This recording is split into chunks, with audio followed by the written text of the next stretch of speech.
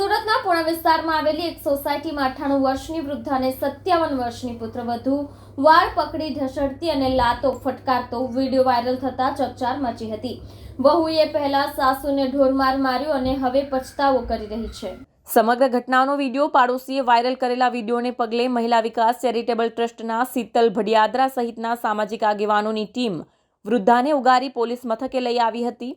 ત્યારબાદ કલાકો સુધી હાઈ વોલ્ટેજ ડ્રામા ચાલ્યો હતો અને પછી વૃદ્ધાને વૃદ્ધાશ્રમમાં ખસેડવામાં આવ્યા હતા, જ્યાં પુત્રવધુ પણ દોડી ગઈ હતી અને તેને પસ્તાવો થતો હોય તેમ સાસુની સેવા ચાકરી કરી હતી।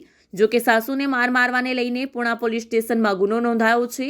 પુણા પોલીસ સ્ટેશનના પીઆઈ વીએમ દેસાઈએ જણાવ્યું હતું કે આ વિડીયો 13મીએ ઉતારવામાં આવ્યો હતો, જે વાયરલ થતાં જ પોલીસની ટીમ એનજીઓ સાથે મોકલવામાં આવી હતી। ગતરોજ બપોરના સુમારે સામાજિક સંસ્થા ચલાવતા શીતલ ભડિયાદરા, ચેતનાબેન સાવલિયા સહિતની મહિલા આગેવાનો પુણા પોલીસ મથકે દોડી આવ્યા હતા। એક વૃદ્ધાને તેની પુત્રવધુ મારઝૂડ કરતી હોવાના આક્ષેપ સાથે એક વિડીયો પોલીસને બતાવ્યો હતો। વિડીયોમાં વૃદ્ધા નિઃવસ્ત્ર અવસ્થામાં તેના ઘરની લોબીમાં ખાટલા પાસે બેઠા હતા। તે વખતે પુત્રવધુ સરસ્વતીબેન ત્યાં આવી તમાચા અને લાતો મારવા સાથે વાળ પકડી ઢસડતી હોવાનું દેખાયું હતું। સોશિયલ મીડિયામાં વાયરલ થયેલો વિડીયો આ ઘરની ઉપરના માળેથી કોઈ ઉતારી સામાજિક સંસ્થાઓને મોકલ્યો હતો। પુણા પોલીસ ઇન્સ્પેક્ટર વીએમ દેસાઈએ એક ટીમ આ સામાજિક કાર્યકરો સાથે જે સોસાયટીનું સરનામું હતું તે માતૃશક્તિ સોસાયટીમાં મોકલી હતી।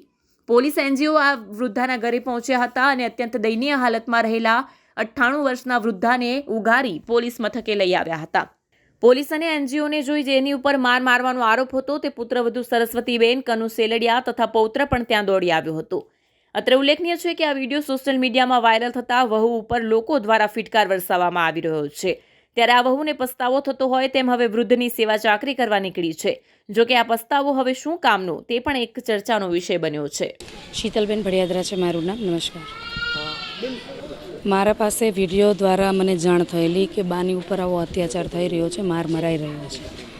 એટલા માટે અમે લોકોએ પછી એમના ઘરે ગયા પોલીસ સાથે, પોલીસને જાણ કરીને કે બાને આટલો માર મારી રહ્યા છે તો આપણે બાને વૃદ્ધાશ્રમમાં મૂકી દઈએ, જ્યાં એમની સાર સંભાળ લેવાય એવી જગ્યાએ।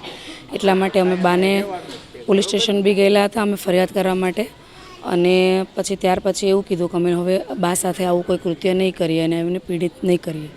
એટલે અમે બાને આશ્રમ લઈ આવ્યા છીએ અને બા આશ્રમમાં છે, અંદર છે, મેં મૂકી દીધા છે અને આશ્રમવાળાની બાહેધરી છે અને પોલીસે પણ લખાણ કરી લીધું છે અને એ લખાણ દ્વારા અમે પોલીસને અને વૃદ્ધાશ્રમને બંનેને આપી દીધી છે કે ભાઈ બા હવે અહીંયા રહેશે અને એમનું ધ્યાન આશ્રમમાં રખાશે, એમને કોઈ મારવામાં નહીં આવે અને એમનું ધ્યાન રખાશે। એવું કાંઈ નથી। હવે એમના પરિવારને જો પેલું થઈ જાય કે ભાઈ નહીં અમે ખોટું કર્યું છે ને એમનો પરિવાર લઈ જાય તો આપણે કોઈ રોકવાના નથી। એમનો પરિવારને બી એવી લાગણી થઈ જાય કે અમે કર્યું એ ખોટું છે તો એમનો પરિવાર લઈ જઈ શકે છે એમના માતાને, પણ અત્યારે બા આશ્રમમાં છે। પરિવારનું કેવું એવું છે કે એમના જે બેને એમને માર્યો એ બેન જ એમની સાથે અહીંયા રહેવા માંગે છે, એટલે એ બેન હજી આવ્યા નથી એવું કહે છે કે અમે આવશું એવું। અમે અત્યારે બાને જમાડી રહ્યા છીએ અને બાની સાર સંભાળ લેવાઈ રહી છે।